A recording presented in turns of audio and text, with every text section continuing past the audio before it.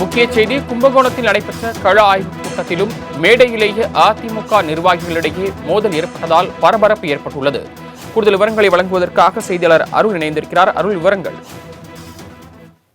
வணக்கம் சரவணா. அதாவது தஞ்சை கிழக்கு மாவட்ட அதிமுக சார்பில் கள ஆய்வு ஆலோசனை கூட்டம் கும்பகோணத்தில் தனியார் திருமண மன்றத்தில் நடைபெற்றது.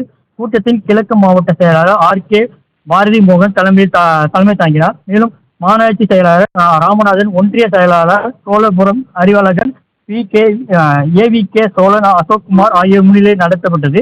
சிறப்பு அழைப்பவராக கழக பொருள் செயலாளர் திண்டுக்கல் சீனிவாசன், கழக அமைப்பு செயலாளர் தங்கமணி, காமராஜ் உள்ளிட்டோர் கலந்து கொண்டனர். அப்பொழுது திண்டுக்கல் சீனிவாசன் பேசியதால் தமிழகத்தில் திமுக ஆட்சியில் போதைப் பொருட்கள் கலாச்சாரம் அதிகமாக பரவி வருவதாகவும், இதனால் பள்ளி கல்லூரி மாணவர்கள் பாதிப்படைந்து வருகின்றனரும், தமிழக முதல்வர் ஸ்டாலின் நேரடியாக கருத்துக்களை கூறாமல் RS பாரதி போன்றவர்களை வைத்து கருத்து கூறி வருவதாகவும் கூறியுள்ளார். மேலும் தமிழகத்தில் குடியிருப்பு வாசிகளுக்கு 700 ரூபாய் முன்கட்டம் வந்தபோது தற்போது 1500 ரூபாய் வரை வசூலிக்கப்படுவதாகவும் கூறி வந்தார். இதனால் அதிக நேரம் பேசியதால் சிறிது நேரம் பரபரப்பு ஏற்பட்டது.